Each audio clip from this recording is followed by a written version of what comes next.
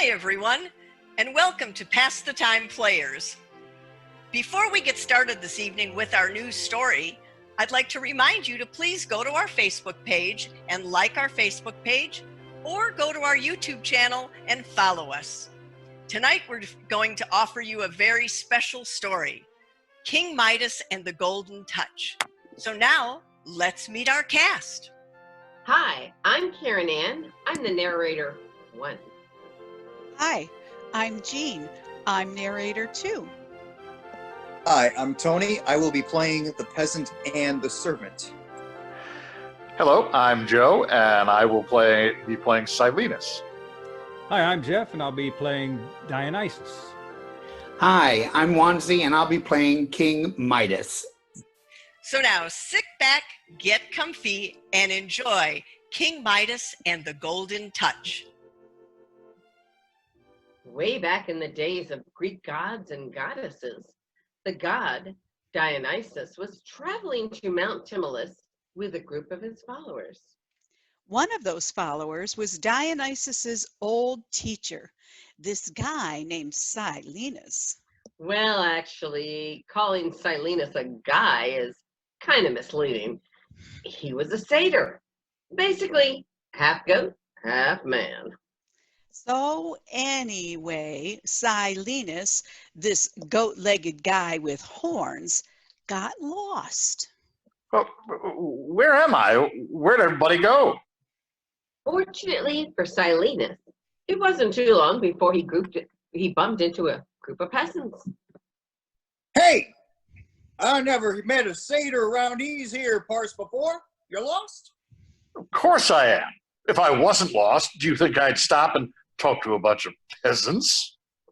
Is that a trick question? Oh, never mind. Just tell me where the nearest palace is. Oh, that's easy. It's over there.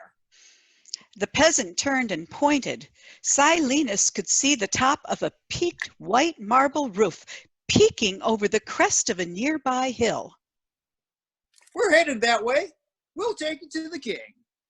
And even though your mom or dad or someone has probably warned you, never wander off with strangers, Silenus did it anyway. Fortunately for Silenus, the peasants weren't thieves. Or tricksters. Or bullies who would tape a "Call me Goat Boy" sign on the back of the lost satyr. They simply did what they said they would. They took Silenus straight to King Midas, who happened to be a major admirer of the god Dionysus. Hey, I recognize you. Dionysus' teacher, right? As a matter of fact, well, yes, I am. I'm a big fan, a big fan. Well, thank you, Your Majesty. Your Majesty, I'm lost, so I was hoping that... Let's party. And King Midas, who always loved an excuse for a bit of revelry, threw a 10-day feast in Silenus's honor. A 10-day feast is actually pretty exhausting if you stop to think about it. But anyway, it finally ended, and then... I was wondering, do you suppose you could help me find Dionysus? Well, of course. Why didn't you say something sooner? Well, I tried, but whenever I started talking, you... Let's roll!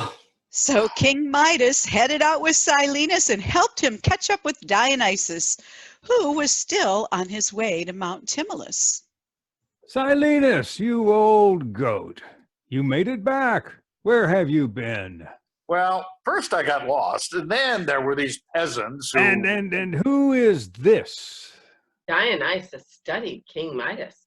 I'm your biggest fan, your Greek godliness, your biggest fan. Oh, don't worry, I get a lot of that. Anyway, other than my totally amazing greatness, what brings you here? Oh, your teacher was lost and ended up at my palace, and we partied for a day and more than another day and then for another day and then for like a week. And then finally he mentioned that he wanted to find you, and now poof, here we are. Well, thanks for bringing him back. And I'll tell you what, I don't want folks thinking I'm stingy. As a token of my appreciation, I'll give you one wish. One. Anything you want. You name it, it's yours. King Midas had never had a wish from the gods before. He didn't want to waste it on something like a new crown or a bigger palace or an all-you-can-eat lamb stew buffet. Oh, he stroked his beard and thought for a few minutes. And then, I've got it. Wonderful. Now, what will it be? I want everything I touch to turn to gold. Everything? Are you sure that's a good idea? Everything. Absolutely everything. For sure. Everything. But what if 100% pure golden touch, baby. So, poof. Done. That's it. I've got the golden touch. Yes. Try it out. So King Midas did. he snapped a twig off a tree. Ding! Little golden stick. He picked up a rock. Ding! Instant gold nugget. Ding, ding. While Dionysus and the rest of his followers resumed their journey to Mount Tmolus, King Midas skipped towards home, turning things to gold along the way. But then King Midas got home. And everything started to go wrong. I'm starving. Bring me something to eat. Oh, yes, Your Majesty, right away.